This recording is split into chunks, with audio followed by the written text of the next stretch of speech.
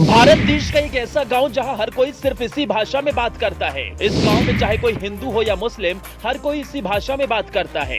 देश में भारतीय संस्कृति की विलुप्त हो रही संस्कृत भाषा आज भी यहां जिंदा है। देश हो या विदेश, दुनिया के हर एक कोने से हर कोई यहां आकर लेता है वेदों की शिक्षा। इस गांव में हिंदी अंग्रेजी भाषा नहीं बल्कि संस्कृति का प्रतीक संस्कृत बोली जाती है। भारत में इन दिनों अंग्रेजी का चलन बढ़ता जा रहा है। अब हर बड़ी जगहों पर अंग्रेजी जानना अनिवार्य है, चाहे वो स्कूल, कॉलेज हो या फिर कोई बड़ा संस्थान, अंग्रेजी बोलना आवश्यक होता है। और यदि जिसे अंग्रेजी ना आती हो तो उसे बड़ी सोसाइटी में अशिक्षित माना जाता है और वो शख्स मजाक का पात्र बन जाता है। इसलिए इन दिनों एक कहावत भी मशहूर है, अंग्रेज चले गए लेकिन अंग्रेजी छोड़ गए। लेकिन आपको जानकर आश्चर्य होगा कि मॉडर्न जमाने में आज भी पारंपरिक भारत में एक ऐसा गांव है जहां लोग अंग्रेजी हिंदी नहीं बल्कि संस्कृत बोलते हैं।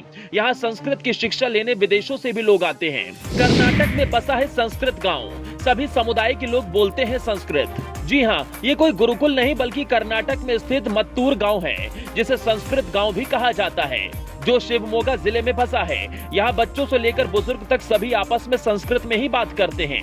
आप जब इस गांव में कदम रखेंगे तो आपको नमो नमः, कथम अस्ति, अहम गच्छामि, त्वम कुत्र अस्ति जैसे वाक्य सुनने को मिलेंगे।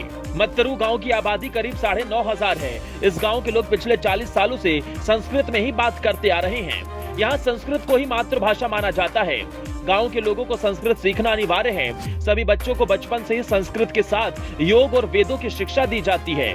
गांव के बच्चों की संस्कृत भाषा में नींव मजबूत हो सके, इसलिए गांव में शारदा शाला की शुरुआत की गई। गांव में संस्कृत और वेद की शिक्षा लेने के लिए विदेशों से भी लोग आते हैं और संस्कृत की शिक्षा ग्रहण करते हैं। गांव में संस्कृत सीखने के लिए कोर्स चलाए जाते हैं। ये सब परंपरागत परिधान पहनते हैं और चोटी रखते हैं।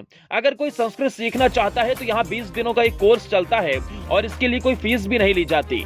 यहाँ तक कि इस गांव के लोग संस्कृत सीखकर देश भर में बड़े पदों पर तैनात हैं। गांव में हिंदू हो या फिर मुसलमान, सब लोग संस्कृत में ही संवाद करते हैं, जो इस गांव की खूबसूरती मानी जाती है।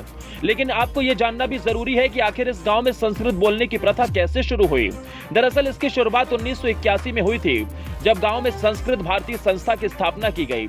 इस संस्था ने संस्कृत संभाषण आंदोलन को शुरू किया था।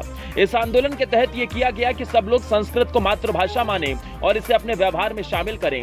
इसके बाद गांव के लोगों ने संस्था के साथ मिलकर काम किया। केवल 2 साल में ही यानी 1982 में गांव देश भर में संस्कृत ग्राम के नाम से जाना जाने लगा।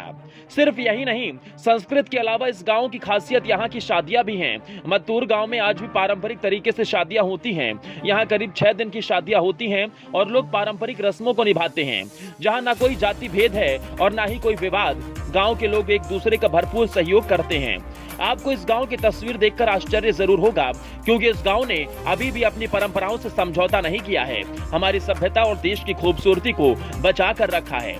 क्या आप भी इस गांव में जाना चाहते हैं? संस्कृत गांव को लेकर आप अपने विचार कमेंट बॉक्स में जरूर बताएं।